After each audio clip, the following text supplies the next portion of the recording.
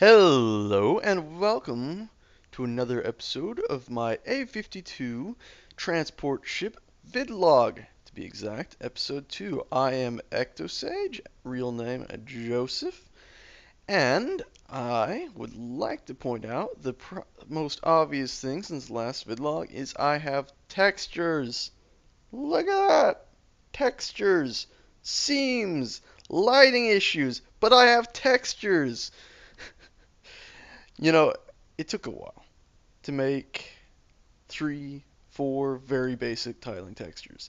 Basically, most of these textures tile left or right, such as this here, which tiles all along the ship's bottom floor. These sort of rails. This texture is actually also part of the same texture that you're looking at on these pillars. It has these warning stripes in it. It's got the slightly highlighted edge there as well, which, as you can see, I have half a pillar with this object, half a pillar is this object, and they meet up in the middle, which is why you get the mirrored bit, but I think it looks alright, especially while you're walking around the ship. You probably would not notice that. Objects like this at the end have a large number of textures on them. I've got same texture as the floor there for like this edge here, but then I have just a normal metal texture for that, for this face and this face and this face and some other faces somewhere, yeah, like this here and here. But then down here, this face here is actually that's not lighting up at all. Need to fix that. UVs for lighting issues. But his face here is another texture yet. So I have a fair few textures just thrown together on this one object. Also, I got like the screen backing, the screen itself. I don't have a texture for that yet. I'm working on that.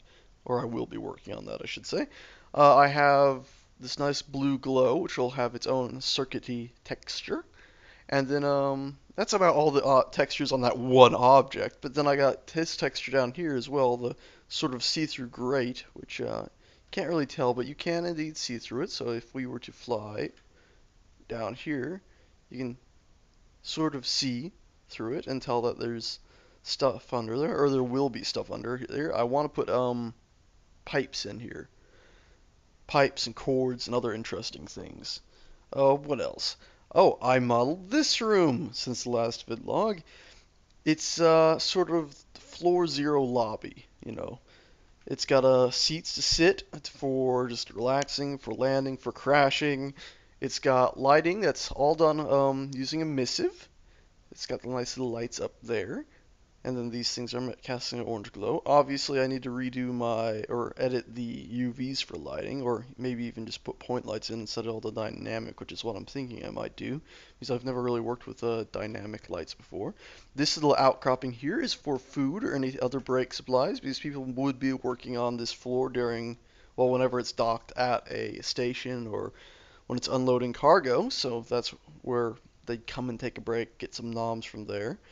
Over here you have sort of a holographic display, which is not on right now. I will be adding screens to that. I'm not sure what I'll have there, maybe just statistic readouts on stuff or something that looks sci-fi-ish.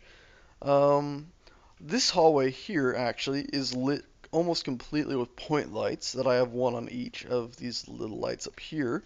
I originally tried to use emissive for this, but all it did was light up the ceiling because these lights are inset a bit. I'd hoped the light would bounce down more, but it did not, so I had to replace those with point lights. These hallways here, though, are indeed lit with emissive. They just work better because they're not as inset. And also, this room is lit with emissive as well. And the red there will go away. I'll have a glass reflective texture there. Sort of give the idea that, oh, that's glass, you can open it up and get a suit out or something. But I'm not actually going to model the inside of that because I don't want to have to try to put in a suit. Also, I'm recording in a different way. You might have noticed I'm ghosting around a bit. That's because if I press G, you can see that I'm actually in the editor and not in a play window or whatnot. So, I can actually show you that these big squares, or pardon, rectangles here, are actually the collision meshes that I have, or collision volumes, I should say. And you might notice you can't see the other floors. That's because I've hidden them in layers. That way I can just work on this floor. Now, the one thing I need to work on next, if I'm just modeling, is either probably A, the elevators, because I'm going to have an elevator in this opening and this opening, the engineering door, or I should work on, probably what I will work on, is the cargo holds. These big 2-story tall cargo holds that'll sort of take up some space and be awesome and have massive doors that lead to the outside of the ship, which I haven't modeled yet.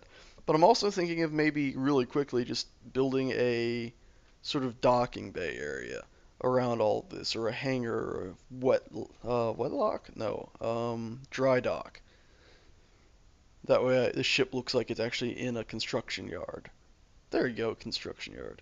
But not quite sure yet. Also, what I do definitely need to make, probably what I will make now that I think about it, is panels for these walls since they're also open. I'll probably make some panels for these and then smaller ones for these openings. That way, when you're actually inside the ship, it looks like you're inside the ship. Ignore that. Sorry if there was a cut there. Something happened. So, that's that. The ship, it's all ready to go to the next step, which is much the same as the first step. Modeling, texturing, UVing, lots of UVing. And working on lighting so we don't get wonderful issues like that. But I'll see you guys in the next vidlog, probably tomorrow or the next day.